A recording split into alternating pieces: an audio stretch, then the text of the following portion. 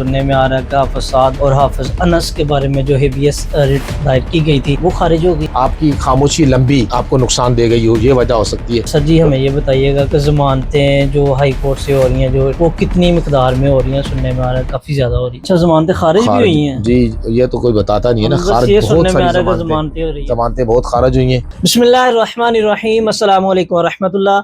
मैं हूं काशिफ रज़ा और आप देख रहे हैं मेरा चैनल काशिफ रज़ा जर्नलिस्ट। मेरे साथ मौजूद हैं एहसान अली आरिफ एडवोकेट साहब। किसी तारुफ के मोहताज नहीं है सर से। आज हम तहरीक लब्बैक पाकिस्तान के जो केसेस हैं उनके हवाले से बात करेंगे सर से।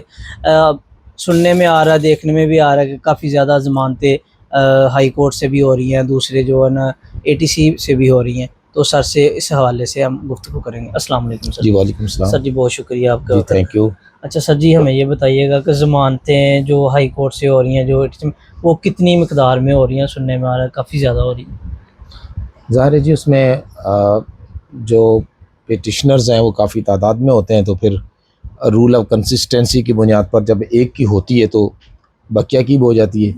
लेकिन ये बड़ा अनफॉर्चुनेट है कि जिन लोगों पर असराए आतशी प्लांट किया गया है, पुलिस ने ख़ुद प्लांट किया है और फिर ख़ुद ही रिकवरीज उनके साथ मैच कराई हैं। होता ये है कि पुलिस जब किसी को पकड़ती है तो उसके पास माल खाने में बहुत सारे पिस्टल रखे हुए होते हैं। पिस्टल लेती है, उसका फायरिंग करती है और वो पिस्टल और वो खाली खोल फॉरेंसिक के लिए भेज दिए जाते हैं। ज़ाहिर मैच कर जाते हैं। पिस्तौल भी उनका होता है, गोलियां उसी से चलाई गई होती है। तो फिर जिसको फंसाना हो, जिसको सज़ा करानी हो, जिसको अंदर रखना हो, जिसको तंग करना हो, तो फिर ये पुलिस ये वाली वारदात भी करती है। और ये रूटीन की बात है। कोई सारे लोग जानते हैं हमारी पुलिस की जो ईमानदारी और दयानतदारी का जो लेवल है वो सबसे किसी से ढका छुपा नहीं है।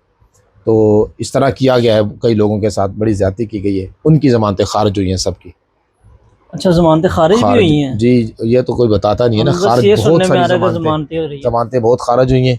और जिनके साथ भी असला आतशी और उनके साथ उनके चलीदा खौल या जो एम्प्टीज़ हैं वो मैच की हैं तो उनकी ज़मानतें खारिज हुई हैं। जिन पर ये नहीं था और उनकी ज़मानतें हुई हैं और ये होनी भी चाहिए। हमारा तो पहले दिन से वर्शन है कि ये 6-6 7-7 महीने लोगों को अंदर रखना क्यों, ये जुल्म है। वो अपने पॉलिटिकल राइट्स के लिए निकले थे और उनको फिर दहशतगर्दी के मुकदमात में फंसाना, फिर उनको 6-7 महीने अंदर रखने के बाद ज़मानत देना कोई आसान नहीं है। ज़मानतें बहुत पहले होनी चाहिए थी। और पहले अगर कोई इसका क्रेडिट लेता है तो मैं नहीं समझता है कोई क्रेडिट है। यानी कोई आम सा वकील भी हो तो वो आम इसमें ज़मानतें 6-7 महीने गुजर जाएँ और पुल चालान भी जमा ना हो और कोई रोल भी असाइन ना किया गया तो ज़मानतें बहरहाल हो जाती हैं और होनी भी चाहिए। अच्छा सर जी इसमें ये बता दीजिएगा कि सुनने में आ रहा है कि हाफिज साद और हाफिज अनस के बारे में जो हेबियस रिट दायर की गई थी वो खारिज हो गई। मैंने भी सुना है और सुना ही है। मैं इसका ऑर्डर निकालूंगा क्योंकि मुझे कल पता लगा है, बल्कि मेरी किसी वीडियो के नीचे कमेंट आया तो मुझे पता चला। तो ये जो हर बात का क्रेडिट हमारे एक बाज़ दोस्त लेते हैं और उसको फिर वो आकर के वो कहते हैं जी बड़ा कमाल कर दिया और हमारे बड़े दलाइल ऐसे मजबूत थे कि जज लाजवाब हो गया। तो फिर उनको ये आके कौम को बताना चाहिए कि इसमें क्या उनके दलाइल थे और कोर्ट ने उनके दलाइल को एक्सेप्ट क्यों नहीं किया। क्योंकि ज़ाहिर है ये तो फ़ैसला नहीं करते ना, कोई भी वकील फ़ैसला नहीं करता, फ़ैसले तो जजेस करते हैं। कोई भी वकील हो अपना केस दयानतदारी से, ईमानदारी से, इखलास के साथ यकीनन प्लीड करता है। हमारा यही हुस्न ज़न है, यही हमारा उलमा के बारे में कि कोई आलिम हो को वो जिसको दीन पढ़ा हुआ है तो उसके पे फतवाबाजी नहीं होनी चाहिए। वो यकीनन इखलास के साथ काम कर रहा है। इंसान होते हैं, गलती हो सकती है, किसी से भी हो सकती है। इस तरह वकला के बारे में मेरा ख्याल अपनी कम्युनिटी के बारे में भी यही है कि उन्हें दयानतदारी मेहनत से ही काम करते हैं यकीनन।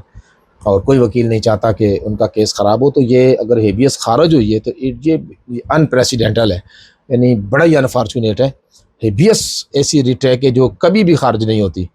यानी जिसमें हम कहते हैं कि इसको हम कहते हैं परवाना हाज़िरी, इसे रिट परवाना हाज़िरी। यानी अगर कोई बंदा मिसिंग है तो फंडामेंटल राइट्स है उसका, उसकी ज़िंदगी स्टेक पर होती है, उसकी right to movement, right to liberty stake पर होती है।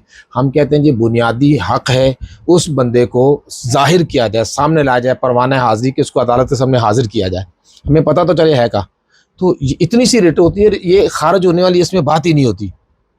यानी कभी मैंने सुना कि हेबियस कभी खारिज हुई हो। यानी इस पर सिंपल आर्गूमेंट की भी ज़रूरत नहीं होती। दो रिटें ऐसी हैं, रिट्स की वैसे 5-6 काइंड्स होती हैं, उसमें 2 रिट्स ऐसी हैं कि जिसमें आम वकील खड़ा होके जिस तरफ कहते हैं कि सर ये हेबियस है, तो उस पर फ़ौरन ऑर्डर हो जाता है, सिंपल बहस करने की ज़रूरत नहीं है।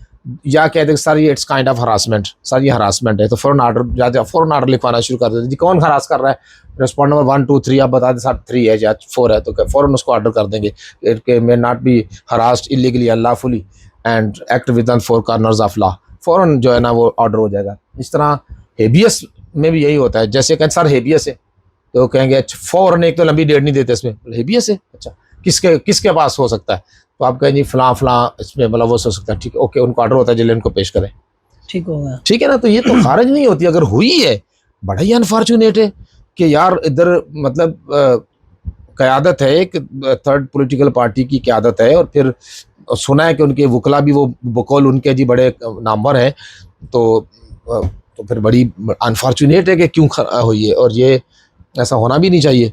हम तो फ्राम द डे फर्स्ट हमारी जितनी रिटें हमने की हैं शोहदा की, मिसिंग पर्सनस की, वो मिसिंग पर्सन वाली भी हेबियस ही होती है, जी बिल्कुल। हेबियस की एक भी खारिज नहीं हुई, सब में ऑर्डर्स हुए हैं, सवाल ही पैदा नहीं होता खारिज हो। और फिर दूसरी बात है इसमें टाइमिंग बड़ा काउंट करता है, मुमकिन है कि आपकी खामोशी लंबी आपको नुकसान दे गई हो, ये वजह हो सकती है कि आपने एक अहम तरीन मसले को एक गैर महीनों उठाए ही नहीं है, तो ये शायद जज इस तरफ चला गया हो कि जनाब ये फिर माँ दाल में कुछ काला है, उनके नहीं ये वजह हो, वरना मैं उसको ऑर्डर दे के बताऊंगा, मैं ऑर्डर निकलवाऊंगा, फिर तफसीलन इस पर बात करेंगे जी इंशाल्लाह सर जी, बहुत शुक्रिया, मुख्तसर वक्त था, इंशाल्लाह इस पे तफसीली गुफ्तगू करेंगे। इंशाल्लाह। बहुत शुक्रिया। बहुत शुक्रिया आपका भी, हमारी वीडियो को देखते रहिएगा। अल्लाह हाफिज़।